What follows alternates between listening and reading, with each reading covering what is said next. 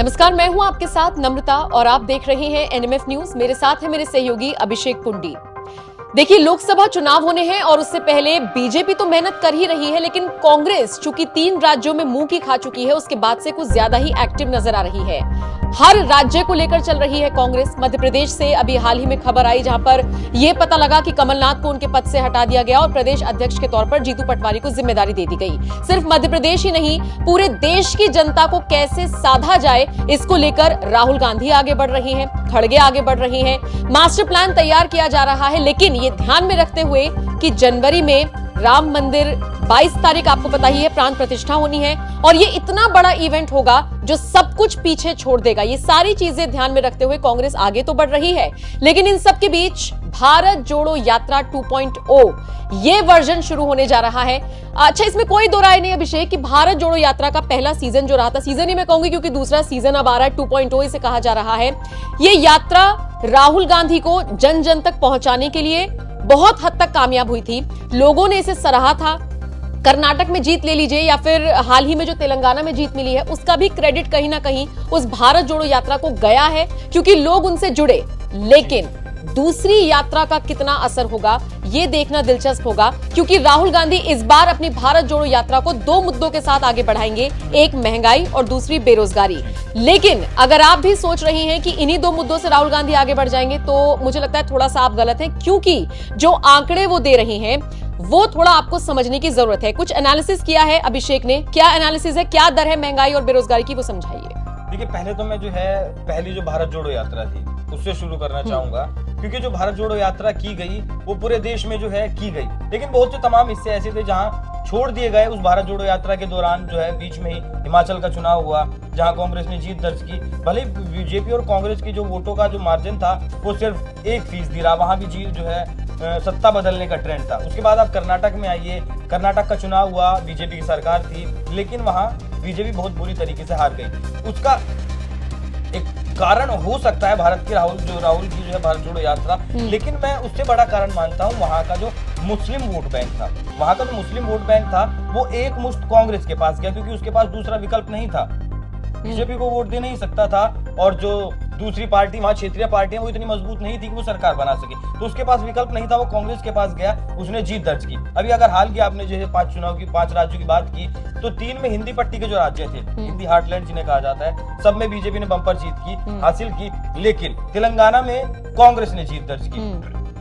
वहां भी देखिए कर्नाटक वाले फॉर्मेट पर चुनाव हुआ, वहां भी जो है कर्नाटक को जो है सामने रखा गया और मुस्लिमों का जो वोट था वो काफी हद तक कांग्रेस के पास गया, इसलिए आपने वहां जो है जीत दर्ज कर ली। उसके बाद अब जैसे कि भारत जोड़ो यात्रा 2.0 का आपने जिक्र किया, तो इसमें क्या है, इसमें राहुल गांधी ने 2 मुद्दे रखे हैं, लेकिन इस यात्रा को शुरू करने से पहले भी उन्होंने एक यात्रा और शुरू करेंगे जो 20 दिसंबर से शुरू की जा सकती है, और वो यात्रा शुरू की जाएगी यूपी जोड़ो यात्रा। अच्छा, क्योंकि जो है आपको पता है कि अगर दिल्ली पहुंचना है, दिल्ली की सत्ता पर अगर काबिज होना है, तो आपको यूपी को सबसे पहले जीतना पड़ेगा, और यही कारण है कि वो जो यात्रा है वो यूपी के गंगोह से, मतलब सहारनपुर जिले में कस्बा पड़ता है गंगोह, वहां से शुरू की जाएगी। वहां से शुरू करके वो शाकुंभरी देवी पहुंचेंगे, वहां दर्शन किए जाएंगे और वहां से फिर वो वापस गंगोह आएंगे, और वहां एक मजार है जो काफी जो है चर्चित है, उस पर वो चादर चढ़ाएंगे, मतलब सेक्युलरिज्म का जो झंडा बुलंद करेंगे एक बार फिर से। जो चादर ओढ़ी हुई है वो जो है करेंगे कि पहले हिंदुओं के मंदिरों में दर्शन की,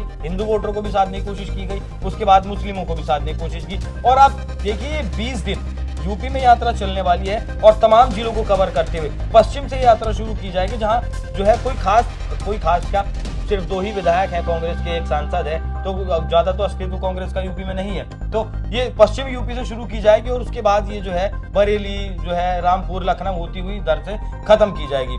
जनवरी में यात्रा शुरू होगी और उसके बाद 10 जनवरी से राहुल गांधी की भारत जोड़ो यात्रा दूसरी शुरू होगी, और जैसा आपने बताया 22 जनवरी को जो है राम मंदिर का भव्य जो है उद्घाटन होने वाला है। तो ये थोड़ा सा मुद्दा भटकाने की कोशिश की गई है कि उससे बिल्कुल पहले आप भारत जोड़ो यात्रा शुरू करें और जो है राम मंदिर से इसका ध्यान भटकाया जाए। लेकिन इस जो है खबर ऐसी मिल रही है कि राहुल गांधी इस यात्रा में बेरोजगारी और जो है आपका महंगाई को मुद्दा रखेंगे, ना कि वो मोदी को घेरेंगे, उनकी योजनाओं को घेरेंगे, क्योंकि जितना मोदी को घेरते हैं उसका जो है लाभ जो है मोदी को ही मिलता है। वो 3 राज्यों में हमने देख लिया है। तो कोरोना के बाद सब जानते हैं कि हर देश की महंगाई दर बढ़ी है, हर देश की बेरोजगारी दर बढ़ी है, लेकिन भारत वहां भी जो है अपनी महंगाई को कंट्रोल करने में जो है कामयाब रहा है। मैं आपको कुछ आंकड़े दिखाता हूं।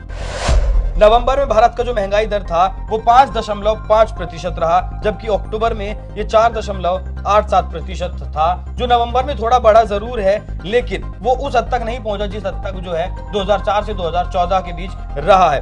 वहीं अगर आप 2000 रिजर्व बैंक की अगर मैं आपको जो है आंकड़े बताऊं तो 2025 में जो है पहली तिमाही में जो महंगाई दर है वो 5.2% रहने का अनुमान है, दूसरी तिमाही में 4% रहने का अनुमान है और तीसरी तिमाही में 4% से बढ़कर 4.7% रहने का अनुमान है। ये आंकड़े रिजर्व बैंक ऑफ इंडिया के हैं। अगर आपको मैं बताऊं कि सबसे ज्यादा महंगाई किन देशों में है तो उसमें सबसे पहले वेनेजुएला आता है, जिसकी महंगाई दर 318% पर पहुंच गई है। दूसरे नंबर पर लेबनान है, जिसकी महंगाई दर 215% है। तीसरे नंबर पर अर्जेंटीना की महंगाई दर है 143%। सीरिया की महंगाई दर 79.1% है और जो है 5वें नंबर पर तुर्की है, जहां महंगाई दर जो है करीब 62% है। छठे नंबर पर ईरान है, जिसकी महंगाई दर 39.2% है।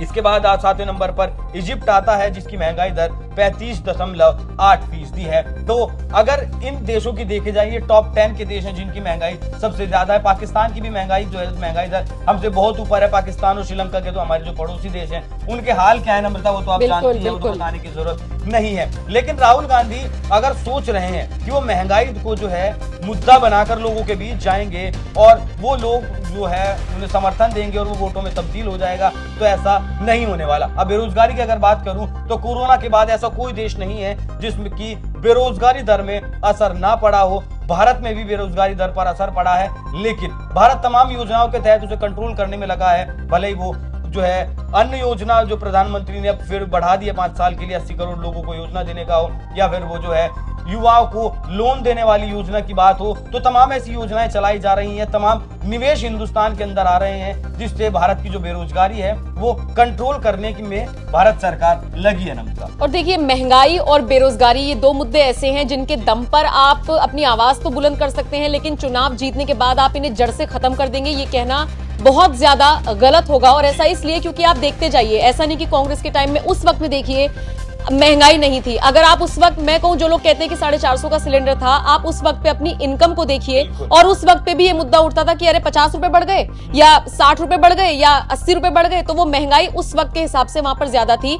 इसके पीछे का तर्क बस यही कहा जाता है कि जैसे जैसे महंगाई बढ़ रही है वैसे वैसे यहाँ पर आपका विकास भी हो रहा है, आपकी सोर्स भी बढ़ रही है, आपकी इनकम भी बढ़ रही है, इसीलिए दोनों चीजें अलग हैं। रही बात बेरोजगारी की, तो जितना सरकार से हो पा रहा है, जितना यूपीए गवर्नमेंट से भी हुआ, अपने अपने टाइम में हुआ, स्टेट वाइज अगर हम बात करें तो गवर्नमेंट कोशिश करती है गवर्नमेंट नौकरियां देने के लिए, लेकिन जड़ से बेरोजगारी को खत्म कर देना। और इस मुद्दे पर अगर आप 2024 का चुनाव लड़ने की सोच रहे हैं तो ये मुद्दे थोड़े से आप ही को भटका सकते हैं, ये सोचने की जरूरत है। जनसंख्या में आप जो है बेरोजगारी को खत्म नहीं कर सकते। आप 40 करोड़ लोगों को जो है नौकरियां नहीं दे सकते। वो चीजें मैनेज की जाती हैं, जो है रोजगार दिए जाते हैं, आप व्यापार करवा सकते हैं, जिस तरह के सस्ती दरों पर लोन भी उपलब्ध सरकार करवा रही है, इस तरह की चीजें सरकार कर रही है। बिल्कुल, तो आंकड़े आपने देखे और राहुल गांधी की भारत जोड़ो यात्रा जो सेकंड वर्जन इसका शुरू होने वाला है उसके मुद्दों को भी आपने जाना। अब आप बताइए इसको लेकर आप क्या राय रखते हैं और क्या आपके हिसाब से सिर्फ इन 2 मुद्दों के बहाने मोदी को तो नहीं घेर रहे राहुल गांधी, लेकिन क्या जनता को साध पाएंगे? कमेंट बॉक्स में अपनी राय हमें जरूर दें। नमस्कार।